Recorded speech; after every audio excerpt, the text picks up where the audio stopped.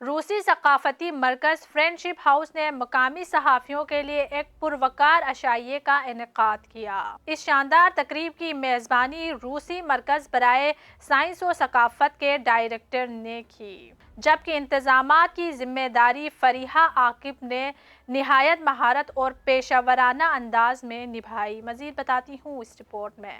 اس تقریب میں ملک کے معروف صحافیوں، ادبی شخصیات اور ثقافتی نمائندوں کی شرکت نے اس موقع کی اہمیت کو مزید اجاگر کیا۔ فریحہ عاقب نے اس موقع پر خطاب کرتے ہوئے پاکستان اور روس کے درمیان ثقافتی اور صحافتی تعلقات کو مضبوط بنانے کی ضرورت پر زور دیا۔ انہوں نے اس بات کی نشاندہی کی کہ اس طرح کی تقریبات دونوں ممالک کے مابین باہمی ہم آہنگی اور شراکت داری کے فروغ میں کلیدی کردار ادا کرتی ہیں۔ تاریخ اور ثقافت کے مختلف پہلوؤں پر تفصیلی تبادلہ خیال کیا گیا۔ شرکاء نے دونوں ممالک کے درمیان صحافتی اور ثقافتی تعلقات کو مزید مستحکم کرنے کی اہمیت پر اتفاق کیا۔